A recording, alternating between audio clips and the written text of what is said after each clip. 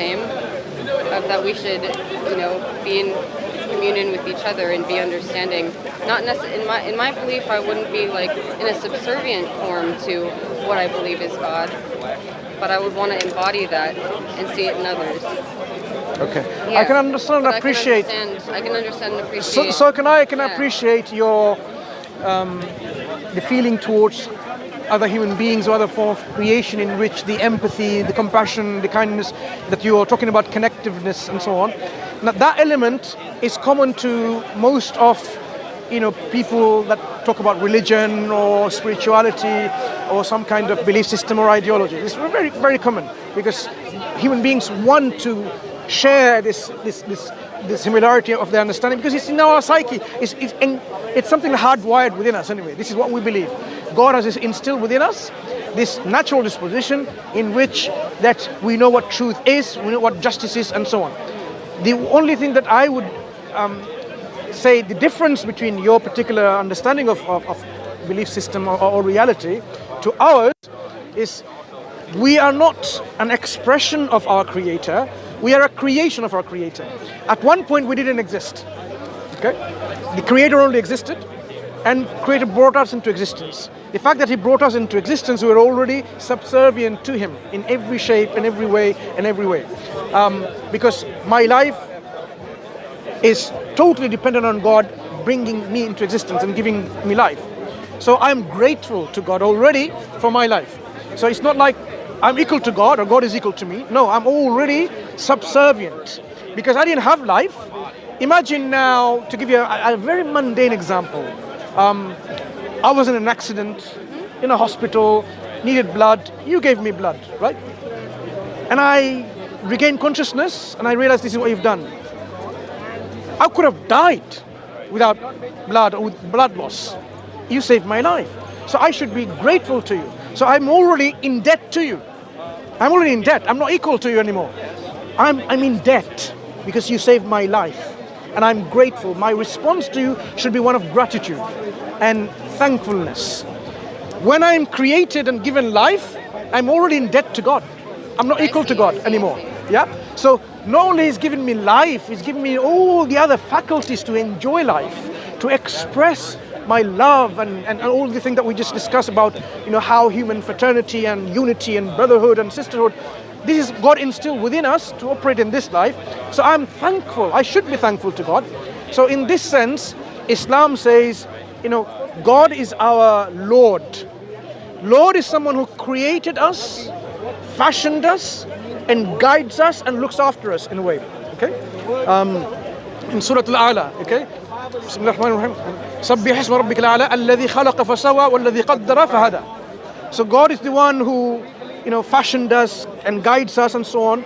So we, in that perspective, is already a form of creation who can never consider equality with God. Never. Because I would have been non-existent if God didn't bring me life. I would now fall dead if I'm not able to breathe in oxygen. If I don't drink enough water, I will die. So I'm so much in debt to God. If I were to count the blessings that God has given me, I would not be able to count His blessings. Even my heartbeat, if I were to thank God for every single heartbeat, I would never be able to do so. Because even before I was born, I had heartbeat in the womb of my mother. And I had heartbeats which I had to go back and which I could not to be thankful of. So we cannot be enough grateful and thankful to God for what He's given us.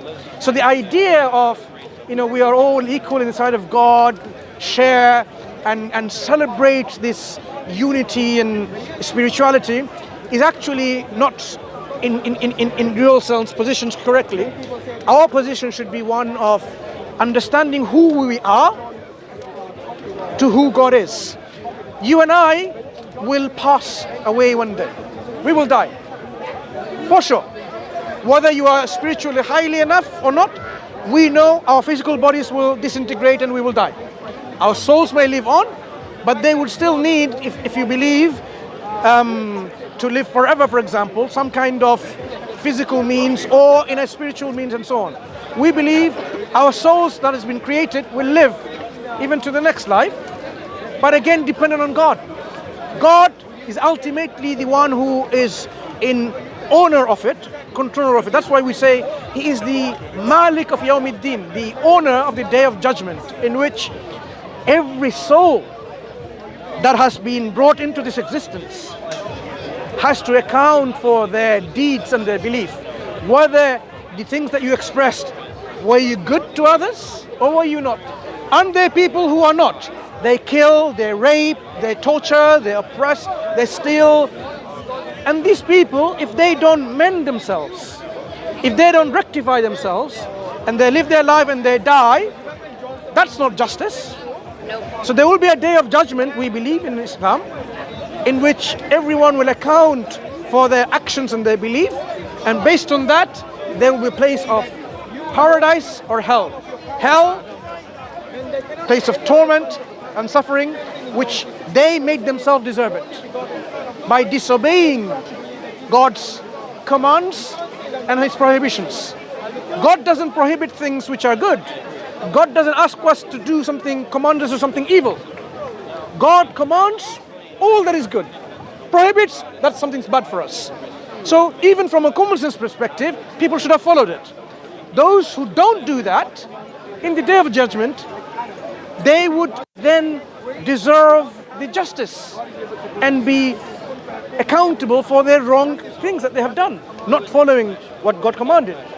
But those who do the good actions, be charitable, be nice, be just, be truthful, be compassionate, be merciful, don't cheat, don't lie, don't kill, don't murder, don't rape. All of these things that you got commanded and you keep them, avoid the bad, God has given us glad tidings of paradise in which is joy, peace, contentment, tranquility, happiness. This is what we are aiming for. We are aiming for, in this life, happiness and well-being. But the highest form of our aim should be not only happiness in this life. We say, رَبَّنَا آتِنَا فِي الدُّنْيَا حَسَنَةً وَفِي الْآخِرَةِ حَسَنَةً. Oh God, our Lord, give us the good in this life as well as the hereafter. Because hereafter is the ultimate abode in which there is life forever. This life is only a momentary life. I have a question. Do you believe that if you were to pass on to the next life, if you've died but your spirit lives on, do you think that you'd come back as a human being or a different form of being? For example, it could be an animal or a plant, but it could also be maybe somewhere out in the universe there could be another species of being that lives out there. Do you think you could be reincarnated into a completely different being? We do not believe in reincarnation. We do not believe in reincarnation. We believe there is one life and then there is a next life and that's it. There is no cycle of birth and death. Because that whole idea of cycle on birth, even philosophically, it's not very coherent. Because think about it. You reincarnate into something good because of your previous actions, or into bad because of your previous actions.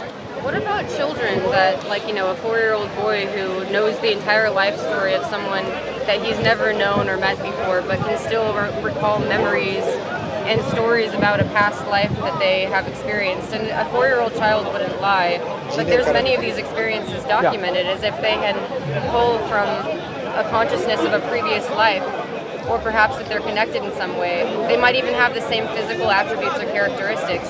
So that's why I think a lot of people do believe in reincarnation, because there's that aspect that there are many, many stories of this happening. So part of me wants to believe, and does believe, that reincarnation in some form does exist. Maybe that soul had a tragic end to the life and didn't get to complete what they might have been meant to complete in that lifetime, and then they came back. I feel like I've heard so many stories like this that it's hard for me to believe that we just have this one earthly experience. I believe that we're spiritual beings having a human experience, and this is one of the greatest tests. This is one of the greatest tests for our spirits, our eternal spirit, to transcend, to be in a place of bliss forever. So I think that maybe there might be more than one try for some people. Sure. Especially With if you were all- born into really, really difficult circumstances. I feel like your circumstances at birth may heavily affect the way that you live in service to God or to whatever belief system you have. So that's what I think. I think that it's very possible that we could come back more than once, and I don't know if there's necessarily one place that we go to, but it could be that we change into different forms of existence in the future. Like, what if we came back as like a different kind of being, like an alien being or something Sure. that we can't fully comprehend because we're only humans. We're using our human brains to notice the world around us, to understand the world around us. And yet we know that there are animals that can see colors that we can't see. We know we can only see a small part of the visible light spectrum, and we can only really experience the third dimension. So I think that there's a lot that we cannot experience that does exist around us. And there is that like mystery aspect. So I'm always wary of making up my mind about what I think is going to happen in the beyond after death, because I don't believe humans are capable of fully understanding that. But while we're here, being in service to others and loving others is the point that almost every spirituality I've ever known of gets to that point. That's the thing that we all share. Living in service to one another, to love another person is to see the face of God. It is to serve another person and to live a good life, to love those that are around you. And I've had trouble with the idea. I appreciate that you explained the idea of like servitude. If I was given life, then that's something that you're endlessly grateful for, that you'll never be able to really be fully thankful for. But I think that you could be simply by living a good life and appreciating everything around you as it's valid and worthy of love and attention and respect. Whether it be a tree or a park where you don't want to throw your plastic trash on the ground because the earth is something that was a gift. It wasn't something that was, if we were created and put here on this earth, the earth is something we should be preserving and loving as much as another person.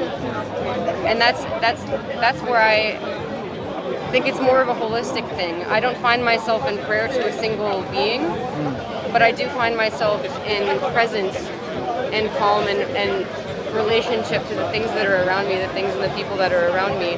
And I think we get to the same conclusion, although it's two different ways of appreciating life. I feel like this isn't the first time that I've been here. I don't think that this is the first life I've ever had. Okay. So Yeah. if I may, I mean, I appreciate what you're saying. Just to say, I mean, in fact, a lot of things you said towards the end, you'll be surprised. These are the Islamic core values. Yeah. Core values in which looking after the environment is so essential. Like one of the signs of faith is actually removing a thorn from the path so that it's free for other people being hurt. For them to be safe, Yeah. to look out for others. Yeah, one of the branches of faith, this is what it is. Looking after the animals and the plants. I mean, we cannot, even in warfare, sometimes when it's a necessity, right? We cannot go, for example, in fighting a war because of all this necessity, and then you destroy their the crops, and they're totally forbidden.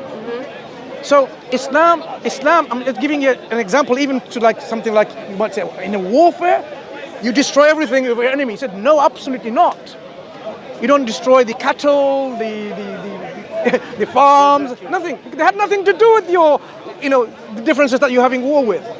So Islam asks you to treat holistically, the word you use, everything in the creation. In fact, let me give you two examples. There was a prostitute who was, of course, selling her body for a living, which, in God's ways, not acceptable to live your life accordingly. God has given you a life, not to sell your body, okay? At one point, she saw a thirsty dog,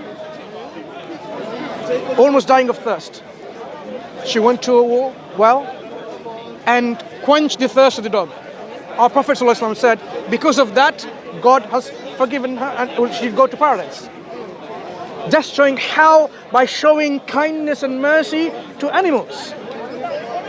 So Islam is not such that it's a belief system in which you just look at a human being's welfare. No, you look after the environment. In fact, we are told that not to even pollute the air and the water and the land and so on, because it's a huge burden that we're placing. So all of the things that you talk about, how to look after the whole world around you, is a part and parcel of Islamic teaching. That's wonderful. Core teaching, right, I good. really appreciate So it, you can yeah. connect to that already. The thing about a 4-year-old boy knowing a lot of things, recollecting and so on, with all due respect, right? Of course I disagree with this idea that we have established way where we have verified some people recounting the past lives and so on and so forth. We hear lots of stories. Just like we hear stories of pastors coming on the stage and they see someone on the wheelchair and says, stand up and walk, and they keep walking. That's literally an actor that was planted in the audience. But I mean, the story of the 4-year-old boy is actually very well documented and studied, and they found exactly who the person was, down to like, he was like a German soldier in World War II who crashed in a plane. He landed in Britain and like lost his leg during the accident, and like the child even had a strange birthmark above the same leg that he lost, and he remembered, he drew pictures of all of the medals that this particular soldier had, and he even resembled him. And they found it's impossible for him to have known this? And it's impossible for him Why to is it impossible for him to know? Because he was a 4-year-old child raised mostly at home with his mother and father who weren't German. No, And why they is it lived in a impossible for this connection to have known that information and to fed that information? To give you an example, Well, I don't think it's impossible. I think that these things that seem impossible are the things that keep me open-minded to not fully believing in one system or another. No. I think there's a what I'm saying is, many of the things we know, just like example of the stage on a wheelchair of a Christian pastor, for example, to a Christian mindset, that's a miracle. They don't see past that. They would not be able to see easily past that. They will say, no, it's a miracle. So there's some kind of, it's not cognitive dissonance, it's something opposite, in which they cannot see that actually this could have been manipulated and tricked because of their particular worldview in which they're engulfed in. So that leads them to accept that quite easily. Likewise, someone who is spiritual and has an understanding of reincarnation to be a possibility and so on, it will be easy for them to say, yeah, a 4-year-old can know that. But for a critic, a critical-minded individual will say, okay, is it impossible for them to know? Is there impossible for them to have known by connection from others feeding that information? Because nowadays, for example, we can get a 4-year-old, 5-year-old, 6-year-old giving lectures about human relation between man and woman, how to have conduct sexual relation and so on, because they can be all taught that. They can memorize it on taught. They can be taught in terms of how to say this and so on, whether it's the parents, by themselves and so on. So you cannot simply take that to be because it's all well documented and so on. If that was the case, reincarnation is possible as a belief system, it shouldn't be just one individual. You should be, for example, you, me and others. We should all somehow regain that Not necessarily. previous memory. Why not? What's stopping us? I think that it may be specific to people who have had traumatic deaths or something like that. What's stopping us from recollecting our past life, if there was a past life? And I also think that the point that you're getting at is if we're not to believe others' like lived experience in the way that they're just saying it, because they could just be telling a story, then what we really should be believing is our own lived experience and what the truth that we can derive from that.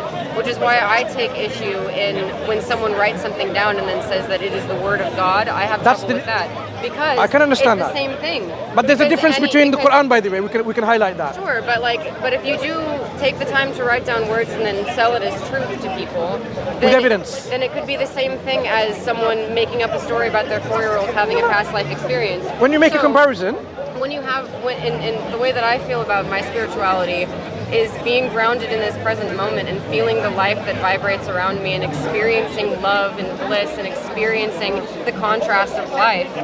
That's the true lived experience. What stops you from recollecting your past memory? I think that we're all human beings with amnesia. I think that we don't remember. Why not? I don't think that we can. I don't know that it's natural for